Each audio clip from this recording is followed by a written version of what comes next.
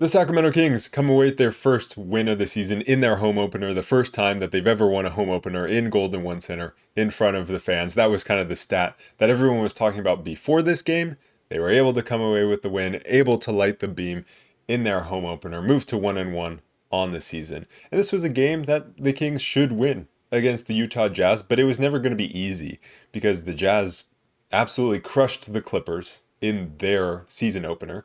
And the Jazz are starting three guys that are maybe all 7-footers. I don't know if Filipowski is quite a 7-footer, but they have a lot of size on that front line. And the Kings, well, the Kings do not. The Kings got Domantas Sabonis back in this game. That was huge after he missed the season opener. They also got Isaac Jones back, who missed the season opener as well. So that was your starting front court for the Kings, Isaac Jones and Domantas Sabonis. The Kings were still very small in this game. At times they struggled to defend the paint, at times they struggled to rebound, but they were able to battle through that. Russell Westbrook was the guy who was closing the game at the 4 position, guarding Larry Markkanen, because the Kings didn't really trust Isaac Jones. They didn't really trust Dario Saric to finish this game out. So they went with Russell Westbrook, just went with a guard-heavy lineup to finish this game out. And they had great offensive performances, once again from Zach LaVine and Malik Monk. And I thought the defensive intensity on the perimeter was very good for almost the entirety of the game. The Kings all offseason talked about wanting to pick up 94 feet, establish a defensive identity. It wasn't going well in the preseason. I don't think it went very well in their first game against the Phoenix Suns. I think it went much better in this game as they were able to force a ton of Utah turnovers, and that evened out the possession battle that they were losing because they were getting out rebounded. It was obviously a close game coming down to the final possession, a 1-point game. Sabonis with that putback with about 5-6 seconds left in the game to put the Kings up 1. He missed the and 1, but the Kings were able to come out with a close game victory, a clutch time victory. That could be very important for the Kings because they've had 2 close games to start the season. Are they close games just because the Jazz and the Suns aren't very good teams? Maybe, but maybe it's because the Kings are just going to play a lot of teams close. I could definitely see that happening. That's happened with the Kings in the past where they just play a lot of close games no matter who the opponent really is, and that can happen in the NBA just in general. And so it's going to be very important that the Kings are good at closing these games out. So they're 1-1 in those games, 1-1 on the season, 1-1 in close games. And if the Kings can figure out how to close games effectively, that could really decide how their season goes. I was very happy to see Domantas Sabonis back in this game. I didn't expect him to play in this game. I thought Isaac Jones would probably be available for this game. I definitely didn't expect Sabonis to be back this soon. I expected him to miss at least this game and then maybe be back for the next one. But he's a dog. He always comes back sooner than expected. He broke his thumb and he was ready to come back the next game, but they just didn't have the splint ready for him. Back a few seasons ago. So he's always going to want to get back in there. He's right back in there, and he's right back playing the most minutes on the team, 37 minutes. He had a slow start, 0 points and 0 rebounds through the first quarter. Just getting himself into the flow of things, I guess. But then after that, was able to get into the game a little bit more and was obviously able to come up with the big play in the fourth quarter, grabbing that offensive rebound. And that was something the Kings struggled with. They only got 5 offensive rebounds in this game. They only grabbed 33 rebounds. Compare that to the 11 offensive rebounds of the Utah Jazz, the 50 rebounds total when the Jazz have Larry Markkanen, Kyle Filipowski, Walker Kessler as your starters, and Jusuf Nurkic coming off the bench. Nurkic was a huge load. He was someone who, when I was previewing this game, I didn't even think about Nurkic because honestly, I forgot he was on the Jazz. Forgot he got traded for Colin Sexton. I mean, that's just another big guy. I was already kind of scared about how big Utah was, and then in comes Nurkic. But the Kings were able to fight through that. They started this game out with Isaac Jones guarding Larry Markkanen, and that was always kind of going to be the big matchup. How could the Kings contain Markkanen? And they didn't contain Markkanen. Markkanen had a great game. He's a cheat code. He had 33 points on 12 for 23 from the field. He was incredibly hard to guard for the Kings. They tried guarding Isaac Jones, but Isaac Jones was having a tough time keeping up with him, and the switching that the Kings had to do, the communication wasn't always there, and the communication had to be on point because of the way that Utah has so many versatile big guys. I mean, you see Walker Kessler in the first game of the season knocking down threes. We know Markkanen and Filipowski can knock down threes. And so they are just able to all be setting screens from each other and run this complex action that's very hard to defend, and you have to communicate very well. And I thought Isaac Jones especially was kind of getting lost a bit in all of that. And that's one of the reasons I think he didn't end this game in the fourth quarter, even though he started it, was because he just wasn't doing a great job of navigating kind of the chaos that Utah was creating on the offensive end. Will Hardy is a very good coach. He was drawing up some great plays, and a lot of them were resulting in backdoor cuts because the Kings have to respect these bigs and they're screening for each other, but they have to respect them at the 3-point line.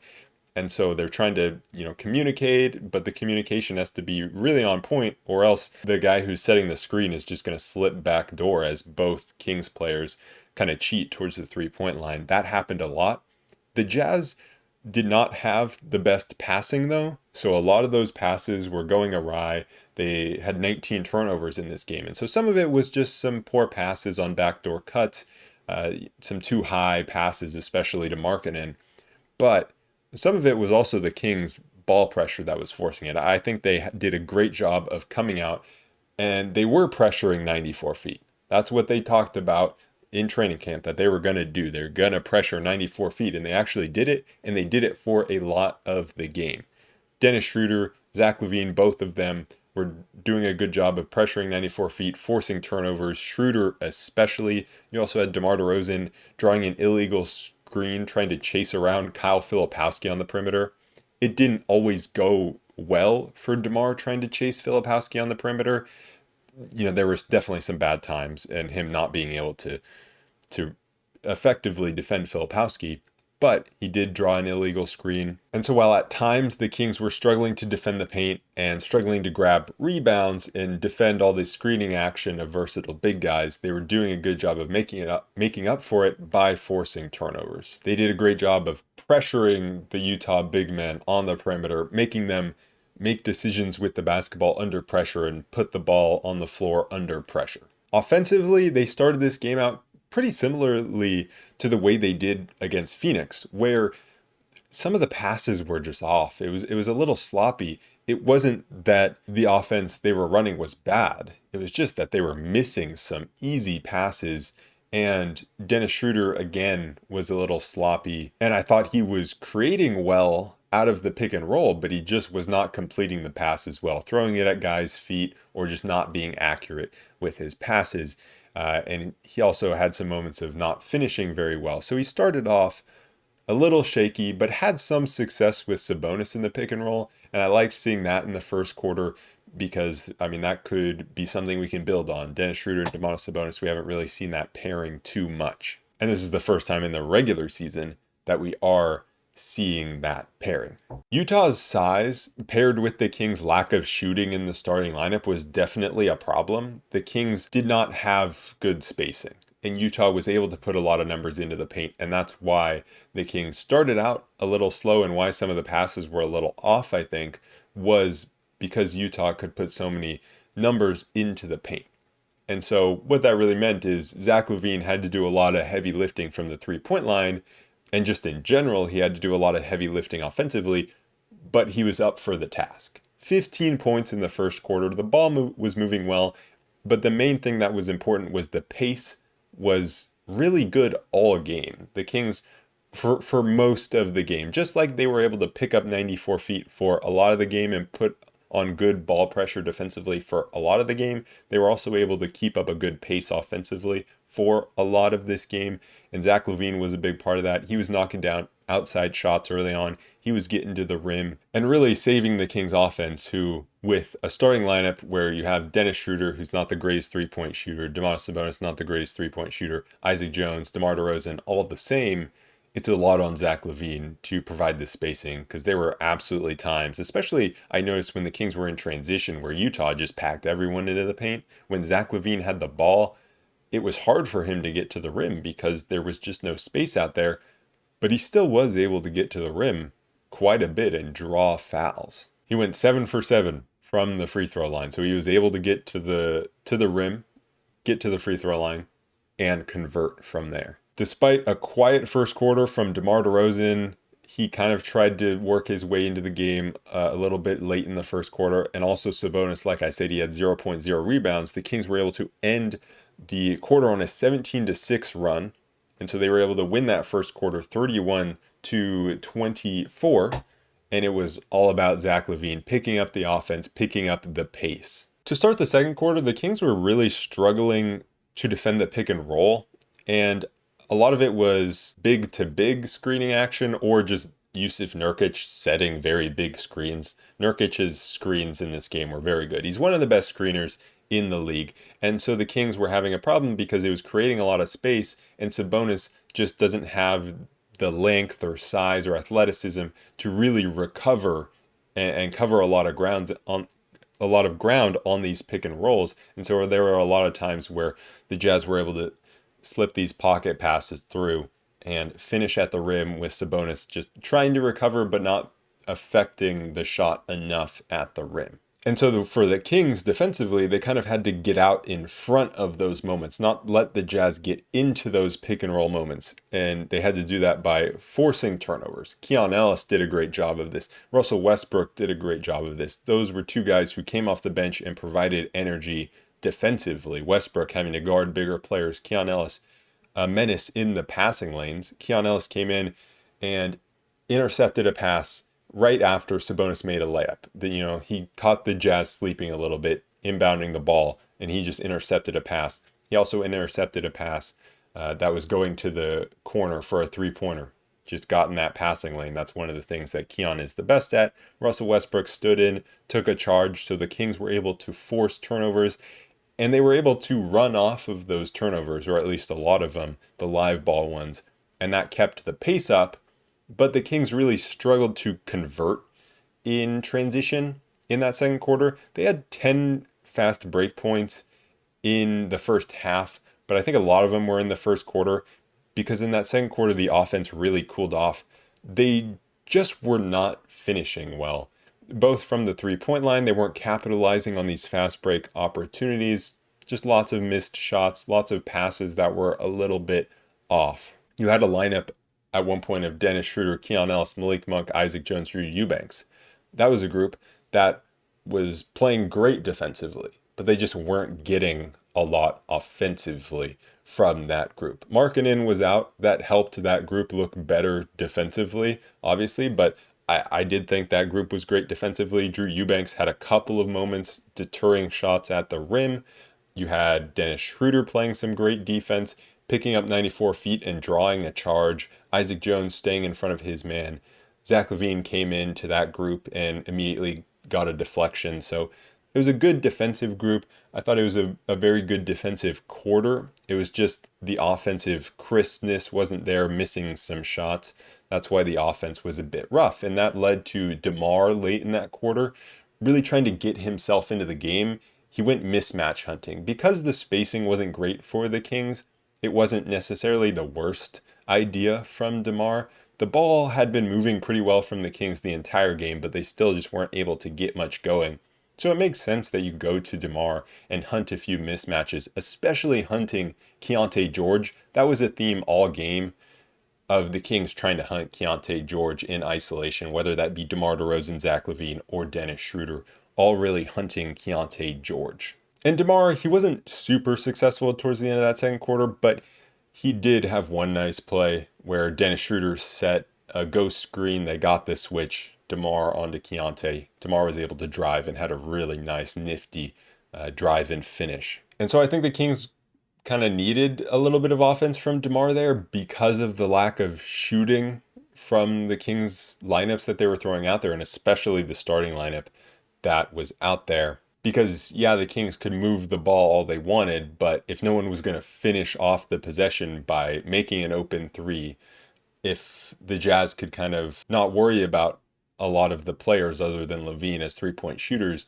then all the ball movement in the world is great, but it's not going to matter. And so that's kind of where DeMar is able to shine. And so I was hoping we could have seen a little more from him, but he just, he didn't have the most explosive game in this one. He also fouled the three-point shooter in Svi Mikhailuk, giving him a 4-point play.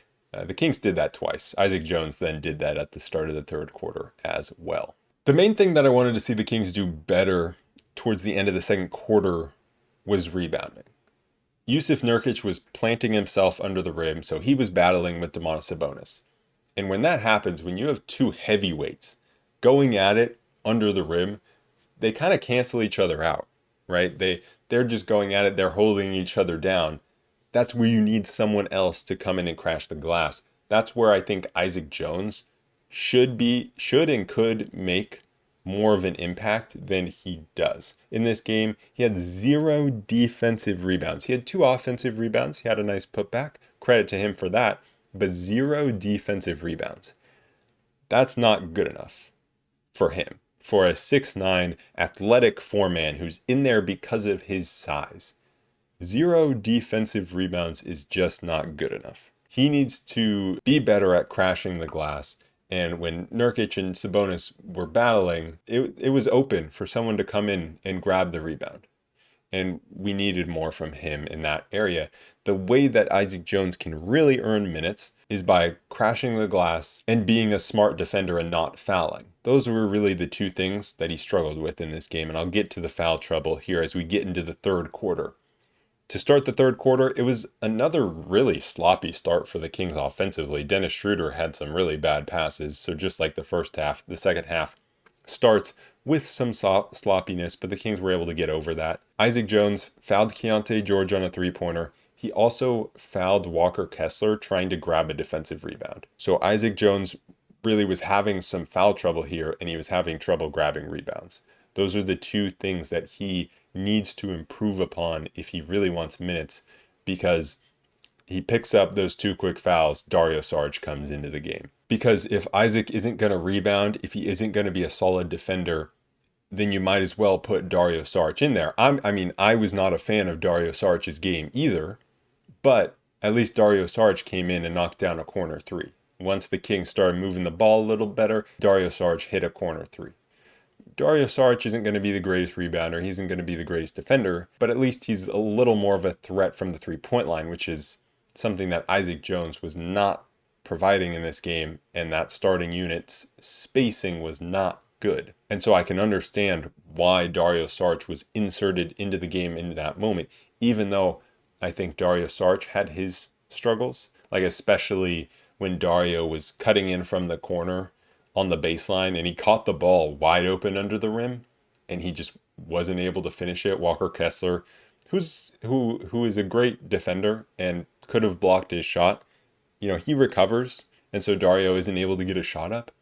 The same thing happened to Eubanks as well under the rim, but that's where, like, if Isaac Jones catches it there, with his athleticism, he's probably able to just go up and finish. But Isaac Jones isn't in the game and he isn't making that play because he isn't doing other things well. And so that's why Dario Saric is in the game. And so pretty much what I'm saying is it was a struggle at the 4 position for the Kings. And that's why Westbrook was ending the game as the 4-man. And that's where you need Keegan Murray back really badly. The Kings offense was just a little stagnant for a few minutes to start that third quarter. And I think some of it was the Kings trying to search out some mismatches. They had LaVine ISOing, trying to go at Keontae George. They also threw the ball into Sabonis in the post a couple times, and it just stagnated the offense a bit. And Lauri Markkanen just started to take over for the Jazz offensively. This dude, he's unfair. I mean, looking at this Jazz team compared to the Kings team, it's just like so different. When you look at Markkanen's size and the way he's able to handle the ball, and he hits a step back 3 to take the lead in the beginning of that third quarter. And he was so tough to defend all game, continued throughout the entire third quarter. When he went out of the game, the Kings had to take advantage. And for the most part, they did take advantage. When Markkanen was off the court, the Jazz struggled a little bit offensively when he was out of the game. But I mean, this dude is a 7-footer who's moving like a guard and shooting step back threes. It's insane. If Markkanen ever gets onto a good team, I mean, I really want to see that. It's tough because of his contract, but I really want to see Markkanen on a good team. Kind of like how everyone says they want to see Zach LaVine on a good team, but it's just tough because it has to be like the perfect situation, especially with his contract. So the Jazz took the lead, but then the Kings were able to counter, and they were able to retake the lead from back-to-back threes by LaVine and Monk. And the Kings went to a 2-3 zone for just, I think it was just one possession. Maybe there was another possession in there, but they went to a 2-3 zone, were able to get a stop, and out of that stop, were able to run in transition and pick the pace up again. And that's what I think the Kings did a good job of, especially Zach LaVine. They were able, in these moments where they weren't playing well offensively and it stagnated a bit, they were able to get stops and then get out in transition.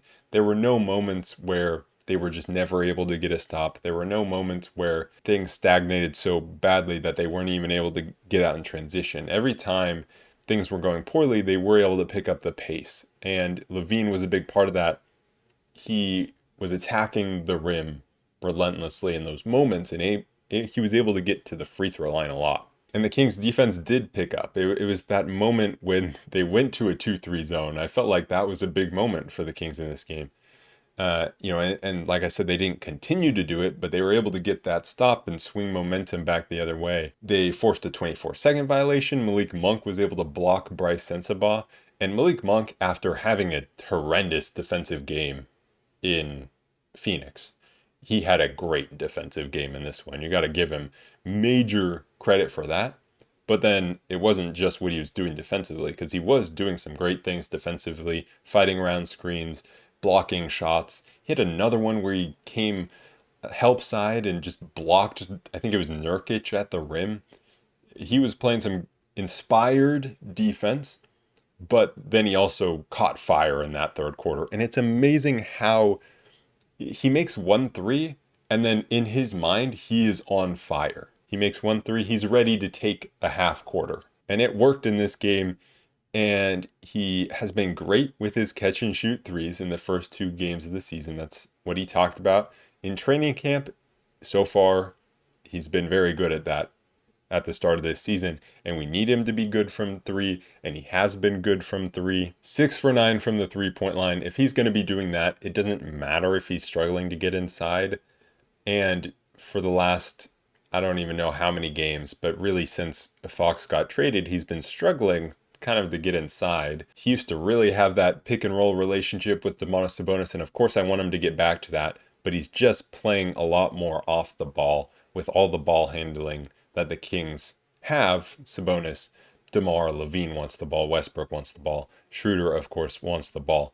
Monk's playing a lot more off ball, and so he doesn't necessarily need to thrive in that pick and roll and get to the rim as much if he's going to be hitting these threes. The Jazz did take momentum back momentarily towards the end of that third quarter, where Keon got called for a flopping call, which was absolute BS. Westbrook had a turnover, and it led to the Jazz getting some momentum, running the floor. They took the lead with a Bryce Sensabaugh 3, Bryce Sensabaugh, but Malik Monk with the buzzer-beating deep 3 to propel the Kings into the lead going into the fourth quarter. And just watch that replay back of Malik Monk hitting the 3, and you can see Dylan Cardwell on the bench. His reaction is hilarious.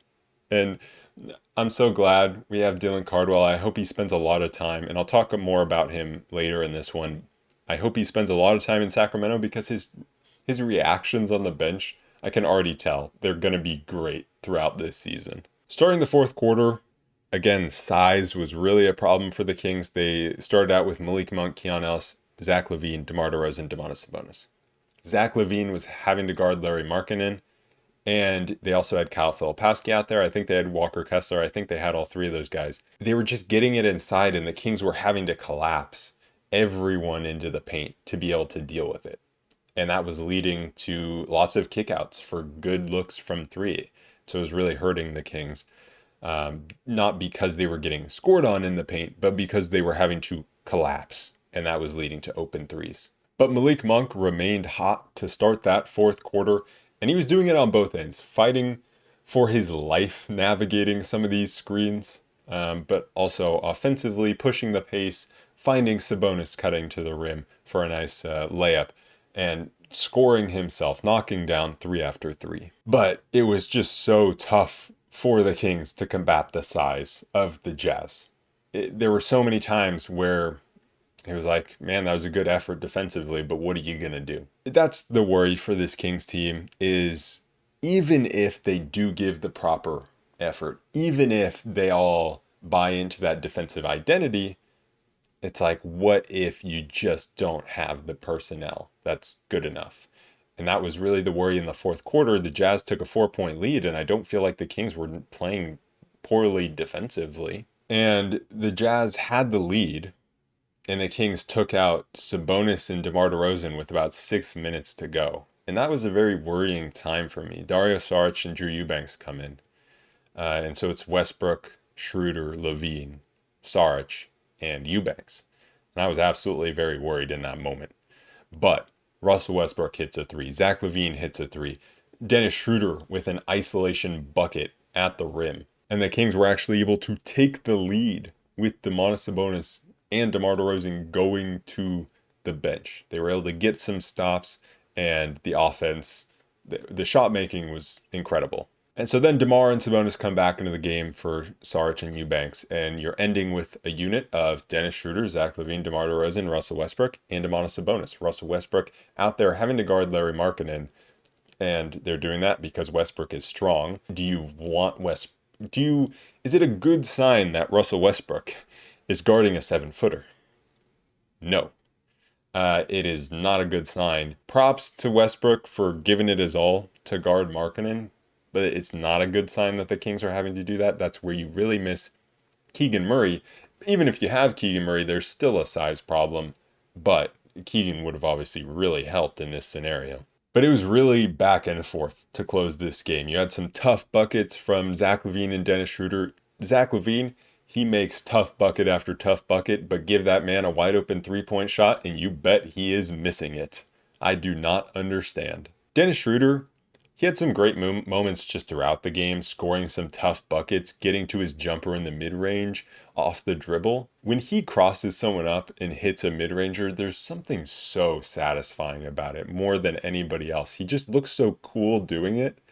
I think because his shot release seems like so low that he's almost like, how are you not blocking this? Like he kind of plays so slowly and releases so low, and he's almost like showing off. But he did have some really rough defensive moments. He had some moments where he got back cut and was just getting beat too easily off the dribble towards the end of this game after he was incredible defensively against Phoenix to close the game. In this one, he had a few rough moments.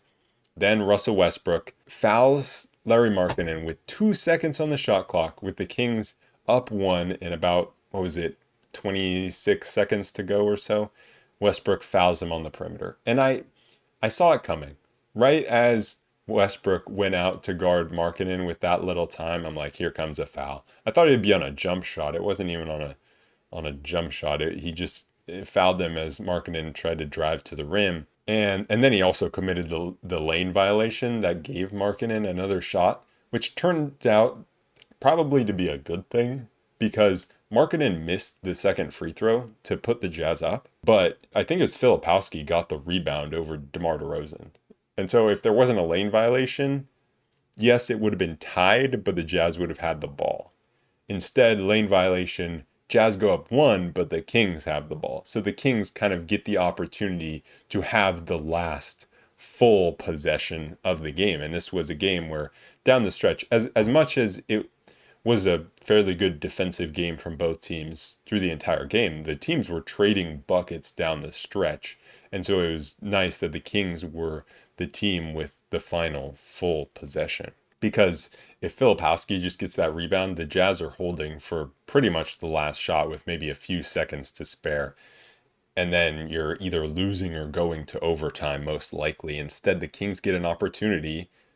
You are down, but you get that opportunity. And they took advantage. Zach LaVine drives, leaves his feet, throws it, gets deflected into the backcourt, but Schroeder is able to track it down, Malik Monk drives to the rim, puts it up, and Monk had come in for Westbrook at this point for offense.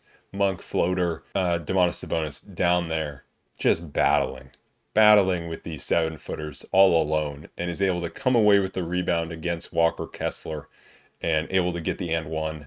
Misses the free throw, so up one with 6 seconds. But Dennis Schroeder able to lock up Keontae George on that final possession.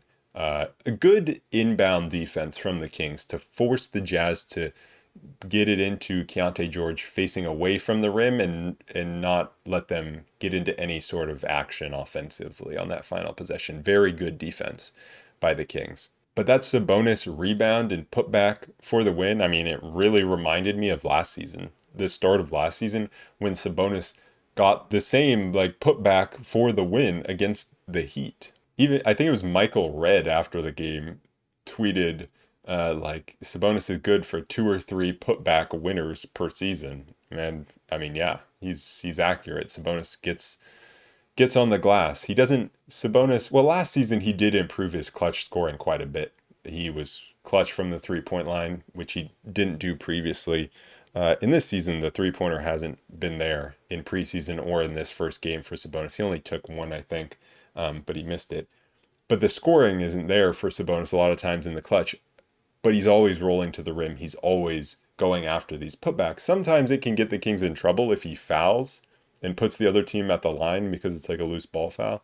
But when he gets them, they can be so massive, just like this one. And so one of the stories of the entire game was how the Jazz were just bigger than the Kings and grabbing all of these rebounds.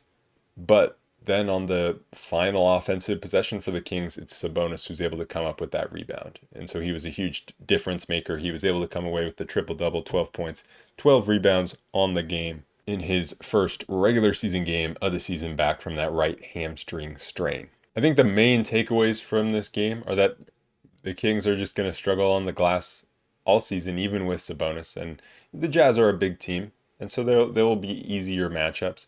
Getting Keegan back, that will help the Kings rebounding, but the Kings have to get Isaac Jones contributing on the glass. I think that's big. Russell Westbrook's going to be a big player for the Kings in terms of rebounding as well, but it may be a struggle on the glass all season. But the Kings were able to force a lot of turnovers, and if you want to make defense your identity, it's interesting because when you talk about underdog teams like the Kings are, you need cohesiveness and you need an identity. That's how you make a surprise run. That's how the Kings did it when they made the 3 seed, right?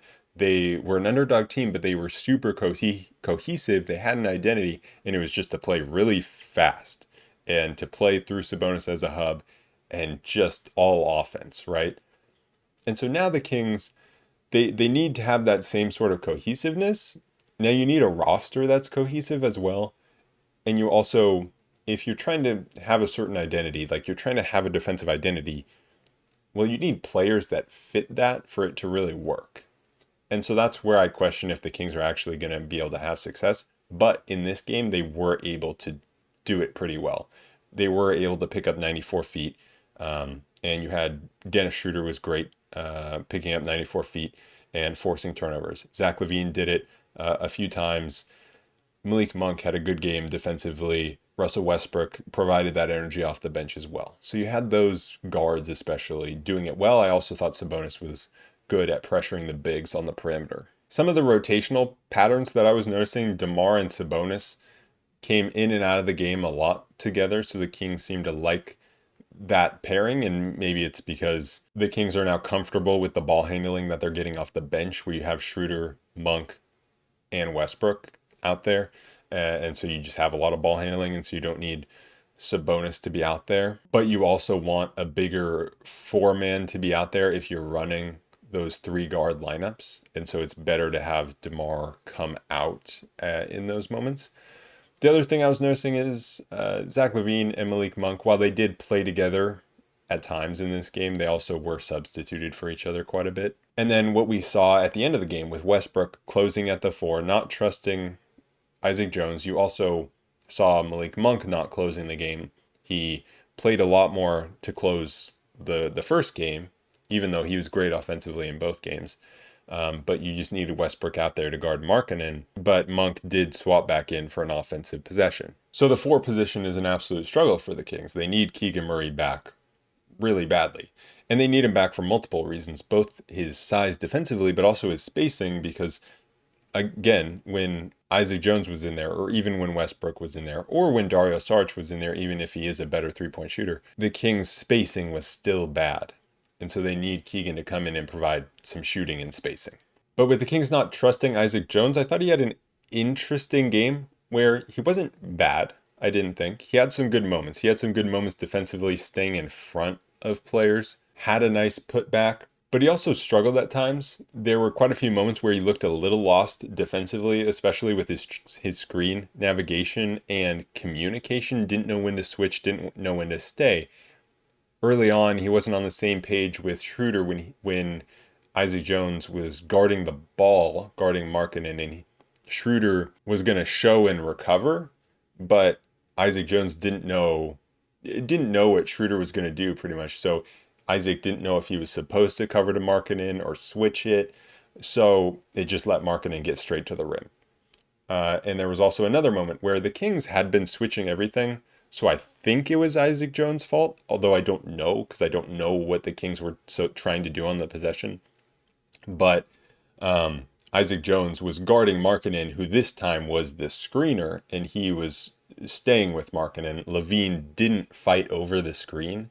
Again, I don't know if he was supposed to fight over the screen or if they were just trying to switch everything. I think they were trying to switch everything.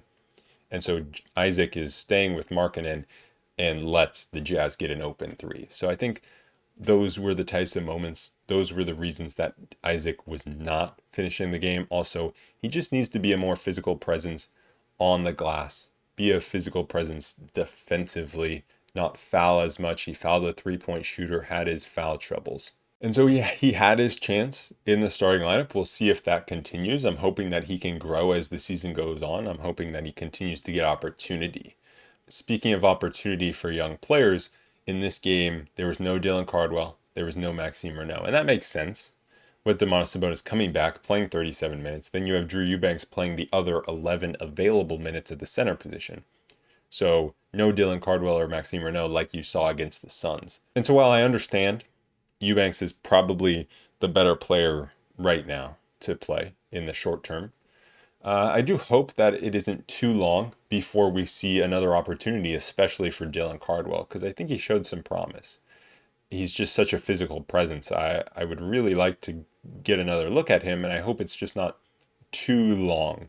I hope we don't have to wait almost the entire season or till the trade deadline to really get another look at Dylan Cardwell. Whether that's because of an injury, that remains to be seen. If there's another injury, then he'll get its opportunity. But even if there isn't, I'm hoping that the Kings still give him an opportunity. Because Drew Eubanks can be fine at times, but I don't think Dylan Cardwell playing a little bit over Drew Eubanks is going to make that big of a negative impact. And it actually could make a positive impact if Cardwell plays well. As for Maxime Renaud, he didn't look NBA ready, and I didn't think he was going to be NBA ready coming into this season. Not that Dylan Cardwell is necessarily NBA ready, but he definitely is more physically NBA ready than Renaud.